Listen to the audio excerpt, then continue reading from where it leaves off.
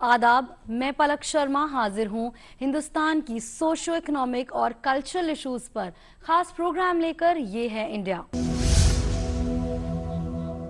आज बात nuclear energy की। न्यूक्लियर एनर्जी दरअसल न्यूक्लियर रिएक्शन से पैदा होने वाली एनर्जी है। आमतौर पर न्यूक्लियर रिएक्शन से बिजली बनाई जाती है। इस तरह न्यूक्लियर रिएक्शन से पैदा की जाने वाली एनर्जी क्लीन एनर्जी की एक उम्दा मिसाल भी है।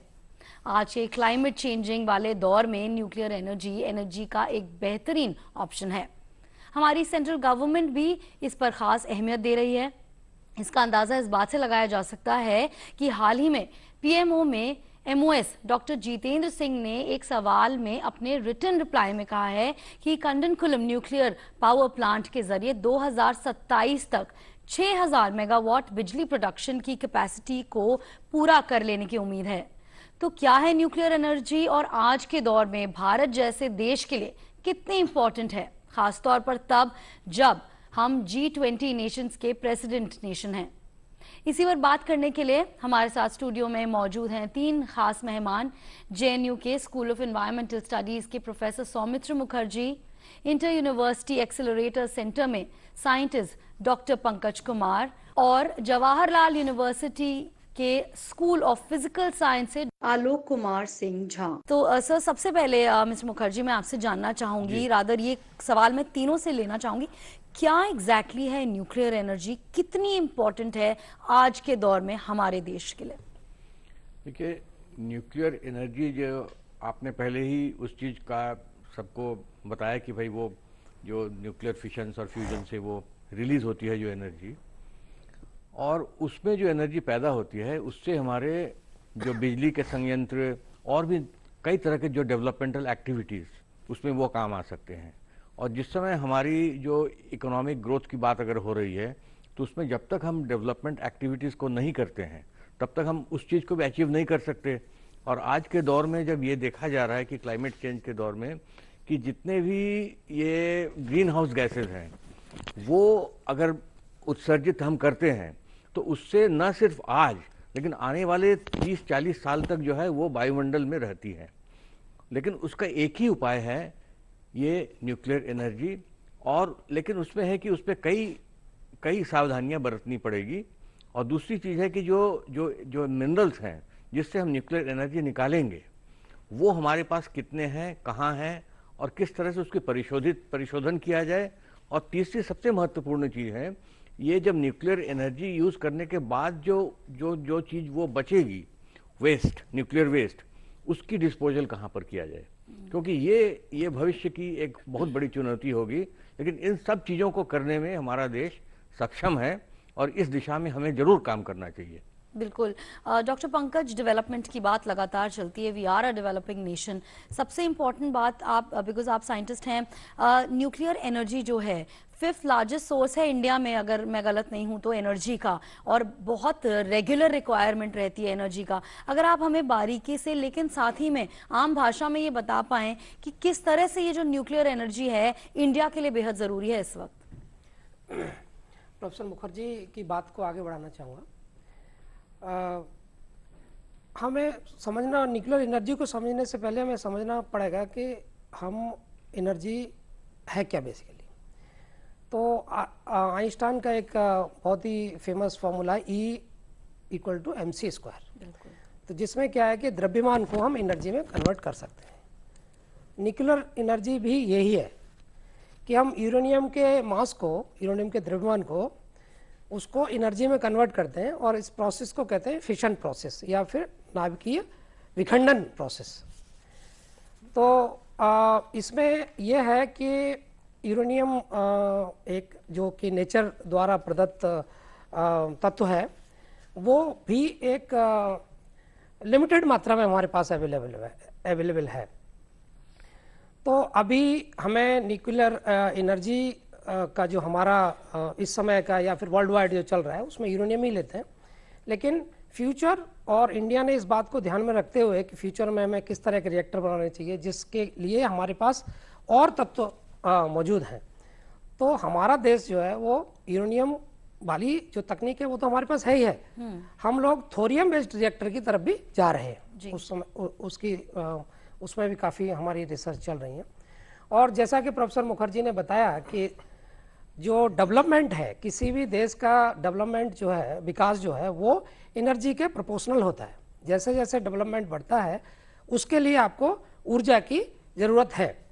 और जिस तरह से हमारे देश में जनसंख्या है, चूँकि हमें बहुत सारे लोगों को अभी अभी ऐसे है कि लगभग 20-25% लोग हमारे ऐसे हैं जिनके पास एनर्जी है ही नहीं।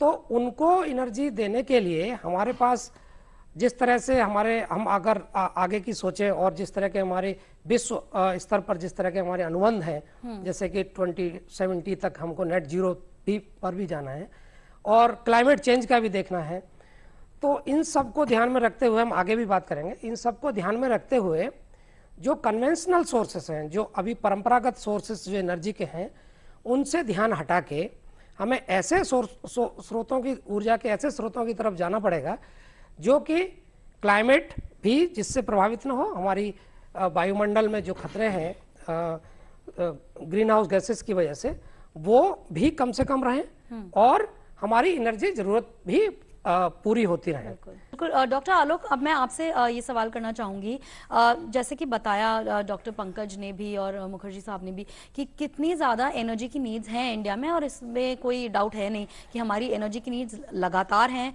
लगातार बढ़ रही हैं। तो इस वक्त आप फिजिकल साइंसेस के एक्सपर्ट हैं, किस तरह से आप आज की जो नीड है उसको देखते हैं, और आने वाले समय की अगर बात करें तो किस तरह से ये एनर्जी की नीड्स फुलफिल होने के चांसेस हैं इंडिया में? धन्यवाद जी। और मैं professor Saumitra ji and doctor Pankaj ji की बातों को आगे बढ़ाते हुए ये कहना चाहूँगा कि किसी भी कंट्री का अगर आप ग्रोथ की बात करेंगे तो एनर्जी पर कैपिटा ये बहुत बड़ा फैक्टर है उसमें। और हमारा जो सोर्स होना चाहिए वो सस्टेनेबल होना चाहिए। एनर्जी का सोर्स जो है वो सस्टेनेबल एनर्जी सोर्स होना चाहिए। तो न्यूक्लियर एनर्जी जो है आज के डेट में जो हमारा टारगेट है वो करीब 6700 समथिंग मेगावाट का है। और जो हमारा करंट जो अभी सिनेरियो है, तो हम कोशिश कर रहे हैं कि 3 से 5% की तरफ मूव करने का हम कोशिश करेंगे इसमें, कि हमारा जो सोर्स है वो 2031 तक हम इस पे करीब अचीव कर लेंगे। और न्यूक्लियर एनर्जी का जो सबसे खास बात है कि ये बिल्कुल क्लीन एनर्जी है। बेसिकली इसमें ग्रीन हाउस इफेक्ट या कार्बन का एमिशन ऑलमोस्ट नेग्लिजिबल है।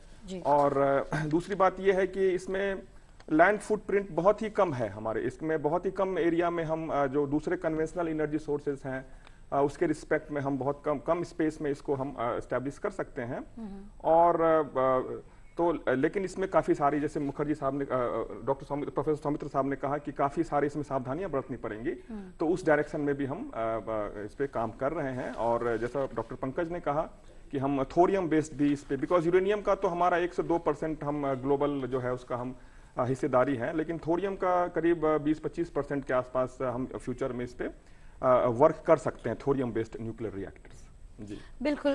प्रोफेसर मुखर्जी, हम G20 की प्रेसिडेंटशिप ले रहे हैं। क्लाइमेट चेंज एक ऐसा टॉपिक है जिसके बारे में लगातार बात होती आई है, ना सिर्फ इंडिया के लिए, पूरे वर्ल्ड के नेशंस जो हैं इस टॉपिक पे एक अच्छा खासा डिस्कशन कर रहे हैं।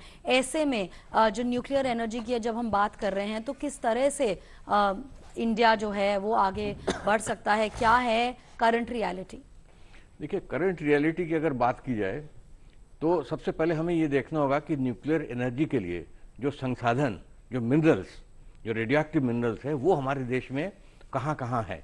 क्योंकि अगर हम बाहर से उसकी मंगवाएं वो मिनरल, तो उसमें क्या होगा कि इतनी ज़्यादा हमें उसकी प्राइस देनी पड़ेगी कि जिससे हमारी जो इस एनर्जी की प्राइस भी बढ़ जाएगी। लेकिन ये एक अच्छी बात है कि हमारे देश में ये रेडियोएक्टिव मिनरल जो उसके संसाधन काफी मात्रा में उपलब्ध हैं। एक खनिज होता है, वो है नियोबियम टेंटिलेट, कोलम्बाइट, और वो पेगमेटाइट में पाया जाता है। और ये इसके काफी बड़े संसाधन आपके झारखंड में हैं, राजस्थान में है, आंध्र प्रदेश में है। तो वो, और उसके साथ साथ बेरिल भी मिलता है पेगमेटाइट में। तो जैसे कि उसको जो मॉडरेट करने के लिए बेरिल की भी रॉड की जरूरत पड़ती है। तो वो जो पेग्मेटाइट की एक्सप्लोरेशन बहुत अच्छे तरीके से हमारे यहाँ होना चाहिए, और इसकी इस संसाधन को अगर हम एक सस्टेनेबल एक सतत विकास के तरीके से अगर हम करें कि जहां हम ये पेग्मेटाइट का उत्खनन कर रहे हैं जिसमें रेडियोएक्टिव मिनरल है, उसके आसपास रहने वाले जो पेड़ पौधे हैं, यहाँ तक कि जो पानी है, उससे उसको बचा करके चले, जिससे कि उसकी हानि ना हो, जो पर्यावरण की हानि को कम से कम किया जाए। जी जी बिल्कुल। डॉक्टर पंकज, G20 की प्रेसिडेंटशिप की अभी बात की, एंड ये काफ़ी एक टेक्निकल आपने तरीके से हमें समझाया है। डॉक्टर पंकज, प्राइम मिनिस्टर भी लगातार बोलते आए हैं, डॉक्टर जितेंद्र सिंह ने भी अभी रिसेंटली बोला है कि किस तरह से क्लाइमेट चेंज जो है और न्यूक्लियर एनर्जी है उसके काम में बढ़ोतरी होनी चाहिए। क्लाइमेट चेंज जो है एक बहुत बड़ा फैक्टर आजकल है जिस पे ध्यान देने की ज़रूरत है, और हम जो है लगातार एज अ नेशन प्रॉमिस कर रहे हैं वर्ल्ड को कि क्लाइमेट चेंज के उस पे हम काम करेंगे। तो आप इसको किस तरह से देखते हैं, स्पेशली G20 की प्रेसिडेंटशिप के पर्सपेक्टिव में? देखिए, एक बहुत महत्वपूर्ण सवाल है ये कि भारत अब जो भारत का विश्व में जो स्थान है, एक बहुत ही महत्वपूर्ण स्थान है। बिल्कुल। और दुनिया भारत की तरफ देख रही है। हम कोई भी कमिटमेंट एज ए नेशन अगर एक वर्ल्ड प्लेटफॉर्म पर करते हैं, जो कि हम कर चुके हैं, जैसे 2070 तक नेट जीरो का मतलब यह है कि हम कार्बन इमिशन नहीं करेंगे, जो भी लेवल है कार्बन डाइऑक्साइड का उसमें कोई भी बढ़ोतरी नहीं करेंगे। बिल्कुल। तो ये बहुत ही एक बड़ा प्रॉमिस एज ए नेशन हम कर चुके हैं, और इस दिशा में हमें सिर्फ गवर्नमेंट को ही नहीं, हम सबको ही आगे बढ़ना पड़ेगा। तो अब एनर्जी के जो अभी सोर्सेस है, एक तो हाइड्रो इलेक्ट्रिक हो गया। अब हाइड्रो इलेक्ट्रिक एनर्जी जो है वो एक मैं कहूँगा कि सैचुरेशन लेवल पर पहुंच चुकी है, कि जिस तरह से क्लाइमेट चेंज हो रहा है, जिससे ग्लेशियर हमारे पिघल रहे हैं, तो आगे आने वाले समय में हमारे पास पानी नहीं होगा, ग्लेशियर नहीं होंगे हाइड्रो इलेक्ट्रिक बनाने के लिए, पावर बनाने के लिए। दूसरा एक मेजर सोर्स आता है सोलर। सोलर एक अच्छा सोर्स है, अक्षय ऊर्जा का स्रोत है सूर्य, और उससे हम ले सकते हैं, लेकिन इसकी जो एफिशिएंसी है वो कम है। अभी इस दिशा में भी काफ़ी महत्वपूर्ण रिसर्च हो रही है। और भी एनर्जी सोर्सेज जैसे जियोथर्मल एनर्जी सोर्सेज हैं, ओशियनिक एनर्जी सोर्सेज हैं, ये सब हैं, लेकिन ये बहुत महत्वपूर्ण एक जिस तरह से हम कमिटमेंट कर चुके हैं और जिस तरह से हम अपने टारगेट को अचीव करना है, उसमें ये इन सोर्सों की भी भूमिका रहेगी, लेकिन एक बहुत बड़ी और महत्वपूर्ण भूमिका न्यूक्लियर एनर्जी की हो सकती है। अच्छा, इसके कई कारण हैं। एक तो यह है कि जैसे सूर्य की ऊर्जा है, सूर्य की ऊर्जा हर वक्त अवेलेबल नहीं हो सकती, हर समय सूर्य नहीं रहता है, रात में सूर्य नहीं रहता है, तो आपको सूर्य की एनर्जी को स्टोर करना पड़ेगा। अब स्टोर करने के लिए भी आपको इन्वेस्ट करना पड़ेगा। लेकिन न्यूक्लियर एनर्जी ऐसी एनर्जी है जो कि आपको जब चाहिए तब आपके पास अवेलेबल होगी, चाहे रात है, चाहे दिन है, चाहे सर्दी है, चाहे गर्मी है, चाहे बरसात है। बिल्कुल। तो इस दिशा में हमें बढ़ना ही पड़ेगा। भारत जैसे एक कॉम्प्लेक्स कंट्री की आवश्यकताओं को ध्यान में देखते हुए, और जिस तरह से हमारी ग्रोथ रेट है जो कि लगभग 8% के आसपास रह रही है पिछले कई सालों से, तो उसी हिसाब से अगर हम देखते हैं तो 2031 तक जो हमारा इस समय प्रोडक्शन है, जो कि हमारे सहयोगी ने बताया कि लगभग 6000 मेगावाट के आसपास है, लेकिन 2031 तक हमें 21,000 मेगावाट के आसपास जाना पड़ेगा। और 21,000 मेगावाट आप हाइड्रो इलेक्ट्रिक से या बाकी जो सोर्सेस हैं उससे नहीं कर सकते। बिल्कुल। तो आपको नाभिकीय ऊर्जा, नाभिकीय जो न्यूक्लियर एनर्जी है उसका सहारा लेना पड़ेगा। और हमारे पास इसके जो भी जैसे प्रोफेसर मुखर्जी ने शुरू में कहा कि कुछ कंसर्न भी हैं, उन कंसर्न को ध्यान में रखते हुए कुछ जो भी संकोच है इसको अपनाने में है, तो हमारे देश में वैज्ञानिक रिसर्च, वैज्ञानिक खोज या वैज्ञानिकों का जो समझ है इस नाभिकीय ऊर्जा के बारे में, वो इतनी अच्छी है कि हम सारे संकोचों को भुला सकते हैं। बिल्कुल। एक जरूरत यही है कि इसको आम जनमानस तक प्रोपगेट करना है। बिल्कुल। तो ये सारी टेक्निक्स हमारे पास है, स्वच्छ भी है, क्लीन भी है और सुरक्षित भी है। बिल्कुल बिल्कुल न्यूक्लियर एनर्जी। बिल्कुल। डॉक्टर आलोक, आपसे ये सवाल लूंगी मैं। बहुत ही इंपॉर्टेंट पॉइंट इन्होंने बताया कि डॉक्टर पंकज ने कि वाइल जो सोलर एनर्जी है तो अनलिमिटेड, लेकिन हर समय यूज नहीं हो सकती, जब चाहे तब उसका इस्तेमाल नहीं हो सकता। लेकिन न्यूक्लियर एनर्जी को लेकर बहुत सारे सवाल रहते हैं, हार्मफुल इफेक्ट्स जो होते हैं न्यूक्लियर एनर्जी के, उसको लेके भी कई बातें हैं। लेकिन डॉक्टर जितेंद्र सिंह ने ये बात काफी क्लियरली कही है कि ये इंप्रूविंग क्वालिटी ऑफ लाइफ के लिए न्यूक्लियर प्रोग्राम है इंडिया का, ना कि ह्यूमन लाइफ को नुकसान पहुंचाने के लिए। एक बहुत क्लियरली बोला गया। इस पर अगर आप कुछ बता पाए हमें। जी, डॉक्टर पंकज ने बिल्कुल सही कहा और मैं इनकी बातों को आगे बढ़ाऊंगा। और न्यूक्लियर एनर्जी में एक खासियत है कि ये बहुत एफिशिएंट है इन द सेंस दैट कि हम 24/7 जो है ना, इससे एनर्जी हम प्रोड्यूस कर सकते हैं। तो ये अदर सोर्सेज जो हैं उसके रिस्पेक्ट में ये काफ़ी इफिशिएंट है। और दूसरी बात यह है कि ये काफ़ी डेंस है इन द सेंस कि अगर आपके पास 1 इंच का कोई अगर थोरियम पैलेट है, तो अगर आप उससे एनर्जी का अगर देखना चाहेंगे, उसको कंपेयर करेंगे, तो करीब मुझे ऐसा लग रहा है कि मोर देन 100 गैलन जो है ना, वो ऑयल के इक्विवेलेंट एनर्जी प्रोड्यूस कर सकता है। तो ये काफ़ी डेंस भी है इस सेंस में।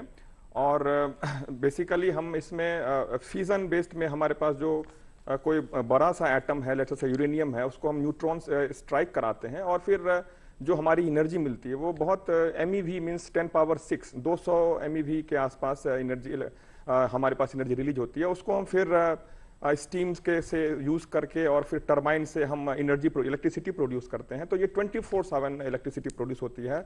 और सबसे खास बात, जैसे पंकज जी ने कहा कि हम जीरो एमिशन की तरफ, नेट जीरो इकोनॉमी की तरफ हम बढ़ना चाहेंगे, तो उस केस में इसमें कार्बन एमिशन जो है ऑलमोस्ट नेग्लिजिबल है। हाँ, थोड़ा सा यूरेनियम के जो हम माइनिंग में करेंगे उसमें थोड़ा सा सावधानी बरतनी पड़ती, थोड़ा एमिशन वहाँ होता है। और जैसा डॉक्टर प्रोफेसर सौमित्र जी ने कहा था कि जो वेस्ट प्रोडक्ट है उस पर भी हमें ध्यान देना पड़ता है। तो कभी कभी जैसे कि एक रसिया में हो गया था यूक्रेन में, तो वहां पर जो रिएक्टर का डिजाइन था उसमें कुछ फ्लॉ था, तो उस पे हम काफी वर्कआउट करके काफी रिसर्च आगे बढ़ चुका है। तो अगर हम इन सबों को देखेंगे तो ये हमारे लिए जो फ्यूचर है वो न्यूक्लियर एनर्जी है, जो कि एक बिल्कुल क्लीन एनर्जी है और जीरो कार्बन इमिशन की तरफ ये हमें काफी सहयोग करेगा। बिल्कुल। प्रोफेसर मुखर्जी, आपका सस्टेनेबल एनर्जी में भी बहुत ज़्यादा रिसर्च है, एक्सपीरियंस है। गवर्नमेंट ने बार बार ये बात कही है कि कई सारे और न्यूक्लियर प्लांट सेटअप करने के लिए साइट्स भी प्रपोज की गई हैं, और ये बात तो है ही कि सेटअप करेंगे। सस्टेनेबल एनर्जी की अगर बात करें तो किस तरह से आप देखते हैं, क्या है सस्टेनेबल एनर्जी, इंडिया की क्या इस वक्त जो है हालत है और क्या आगे का फ्यूचर है?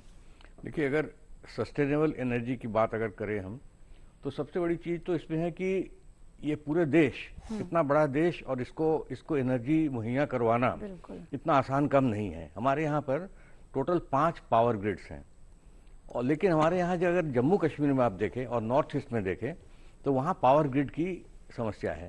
जैसे 2012 में जब पावर ग्रिड फेल्योर हुई थी तो उस समय ये एक बहुत बड़ी समस्या थी।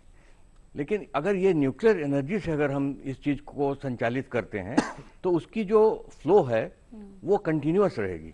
तो उसमें कई बार क्या होता है कि पावर ग्रिड फेलियर होता है, फिर उसको सुधारने में बहुत समय लग जाता है। जैसे कनाडा में भी पावर ग्रिड फेलियर हुआ था सन 1959 में, तो उसको सुधारने में उनको करीब महीनों लग गए।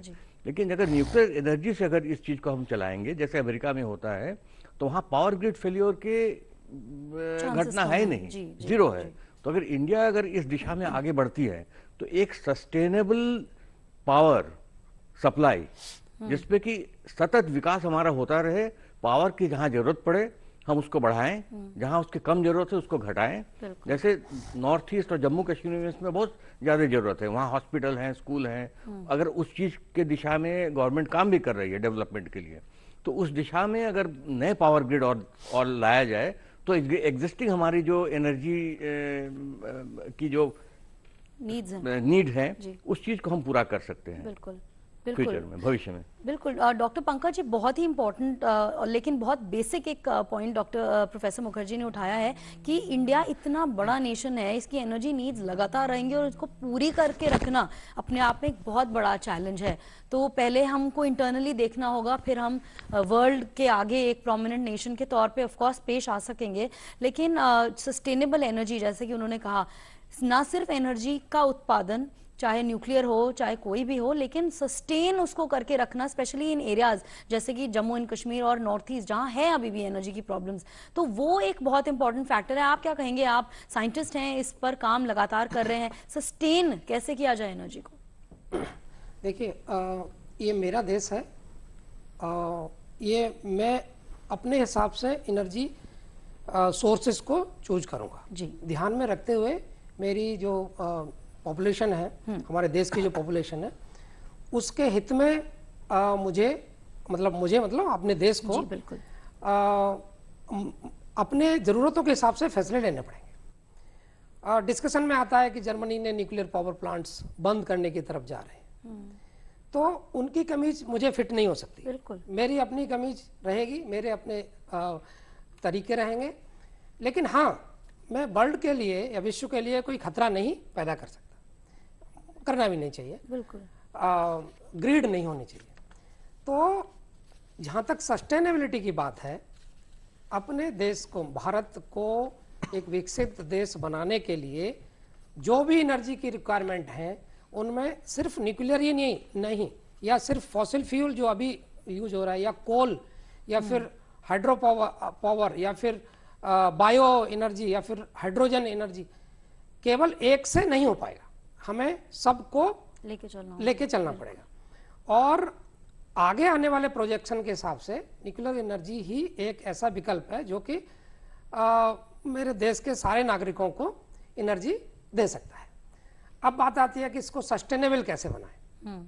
सस्टेनेबल बनाने के लिए कुछ तो यह है कि पर्यावरण का मैं पूरा ख्याल रखूं, तो वो कर रहे हैं। हमारे देश में अभी इतनी न्यूक्लियर पावर के बारे में रिसर्च हो चुकी है कि कुछ रिएक्टर ऐसे हैं जिनको कि आप ये कहा जाता है, एक्चुअल में ऐसा नहीं होगा, कहा जाता है कि इतने सेफ हैं कि आप अपने घर के पीछे एक रिएक्टर लगा सकते हैं, इतने सेफ हैं। मैं साइंटिफिक बेसिस के आधार पर कह रहा हूँ। तो सस्टेनेबल बनाने के लिए आपको एक जगह रिएक्टर न लगा के देश के कई हिस्सों में रिएक्टर लगाने पड़ेंगे, जिससे कि आप देश के सभी हिस्सों में एनर्जी दे सकें बिना पर्यावरण को नुकसान पहुंचाए हुए। नंबर एक बात है। दूसरी बात यह है कि जो एग्जिस्टिंग ग्रिड है, अभी जो हमारे पास जो ग्रिड है, उसी ग्रिड को हम न्यूक्लियर पावर से एनर्जी दे सकते हैं। तो ऐसा नहीं है कि हमें न्यूक्लियर पावर के लिए फिर से कोई बड़ा नेटवर्क बिछाना पड़ेगा, ऐसा नहीं है। सोलर के केस में हाँ जरूर है कि हमें बहुत बड़ा एरिया चाहिए, क्योंकि जितना बड़ा एरिया होगा उतनी ज़्यादा सोलर पैनल लगा सकते हैं, उतनी ज़्यादा एनर्जी पैदा कर सकते हैं। तो इसके लिए जगह चाहिए। लेकिन न्यूक्लियर पावर प्लांट के लिए जैसा आलोक जी ने बोला कि जगह उतनी ज़्यादा नहीं चाहिए, सेफ भी है, जगह भी आपको कम चाहिए। सस्टेनेबिलिटी प्राइस के पॉइंट ऑफ व्यू से अगर आप देखेंगे तो फिजिबल है, अभी भी फिजिबल है। इनिशियल कॉस्ट को अगर आप छोड़ देंगे तो जो पावर प्लांट को रन करने का कॉस्ट है और घरों में बिजली पहुंचाने का जो कॉस्ट है, वो सोलर पावर के बराबर है। कुछ रुपए पर यूनिट या कुछ पैसे पर यूनिट आता है। तो ये एक ऐसा सोर्स है जो कि हर तरफ, हर मानक पर खरा उतरता है। तो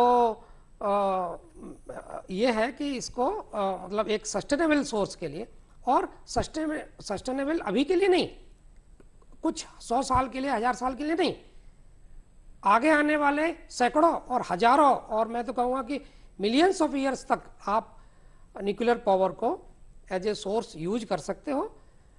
अभी तत्व जो हम यूज करते हैं वो यूरेनियम है, लेकिन खोज इस तरह की है कि हमारे पास थोरियम का बहुत बड़ा भंडार है, उसको भी हम यूज कर सकते हैं। जैसे यूरेनियम 235 अभी यूज करते हैं। यूरेनियम के कई सारे समस्थानिक हैं जिसमें कि यूरेनियम 235 को अभी यूज किया जाता है, लेकिन जो कि 1% से थोड़ा कम है।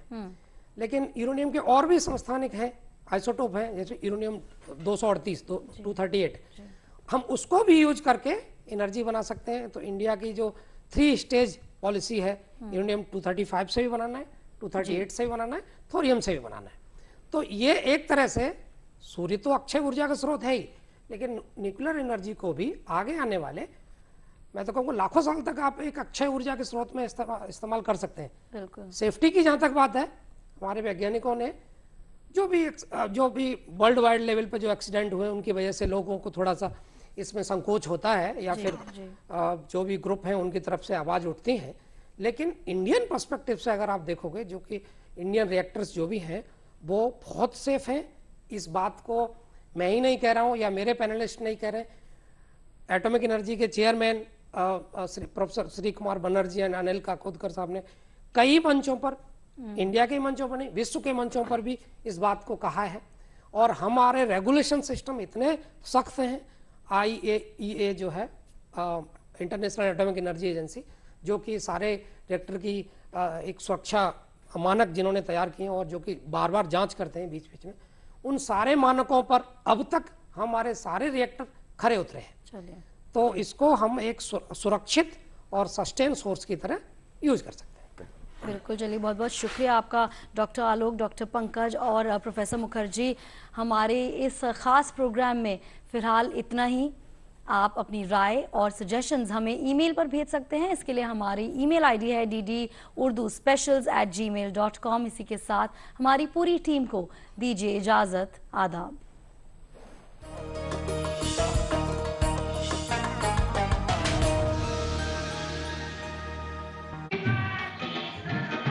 कैसा लग रहा है मैडम? फेशियल कैसा लग रहा है? शादी के पहले